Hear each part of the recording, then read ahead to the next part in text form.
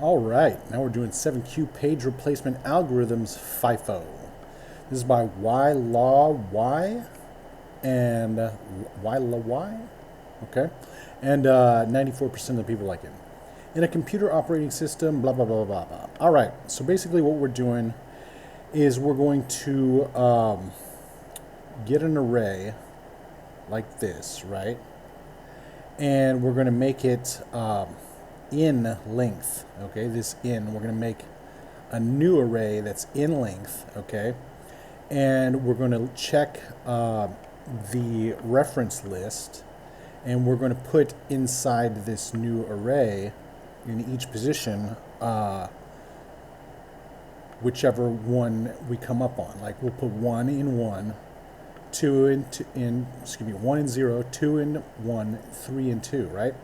And then once it's filled up, we're going to take the one that's been there the longest out and replace it with the next one.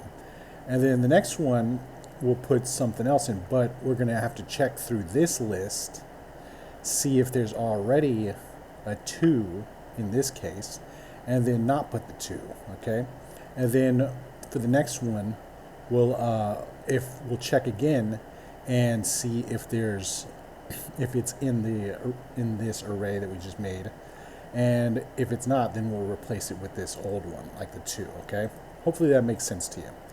All right, so for this one, we're going to start off by declaring some variables. We're going to say let result equal, and this is going to equal array constructor with in inside it, okay? And if you don't know what array constructor is, it's just a constructor used to create array objects. And inside the parentheses, we're going to put the array length, or we could put the elements, but you know, this time it's array length, all right? And so the array length is going to be this in right here. And then we're going to fill it up. See down here it says if there's empty things, if there's empty elements, we're going to have -1 to represent the emptiness, okay? So we're going to say dot fill -1, right? And if you don't know about dot fill, the fill method the fill method changes all elements in an array to a static value from a start index, default is 0, to an end index, which is the last element, right? And so basically here we're going to have fill, and then we're going to put the value. We could put start in, but we don't need to. All right, so now it's going to be filled up with -1s all the way through it. If you don't believe me, let's go console. No, we can't do that right now. Pardon me. So right now we're going to say, we're going to put another one in there. We're going to say position equals 0. So that's the position we're going to be at in this thing right here, in the array we create. All right, so now we're going to do a for of statement. If you don't know about the for of, basically it's like doing the for loop, but it's a little more specific for this situation. So the for of statement creates a loop iterating over iterable objects, including built-in string array-like objects, typed array, map set, and other user-defined iterables, right? It invokes a custom iteration hook with statements to be executed for the value of each distinct property of the object. So this one's basically, I mean, it's basically just like a for loop, but a little bit more advanced. All right, so we're going to say for, and we're going to let I of, what was it, reference list? Reference list, all right? So it's I of this thing right here. And we're going to iterate through that, and we're going to say if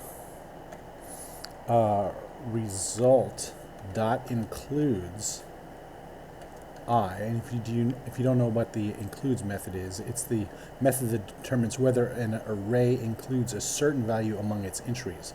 So we're going to check if there's something, if this thing is in, if the thing we're looking at, if this element, whichever element, is inside the result array. And so we're going to say if the result doesn't, if result dot includes I doesn't exist, like if it doesn't exist, what we're going to do is we're going to say, what is going on here? Okay, what we're going to do is we're going to say result at the current position now equals I, okay?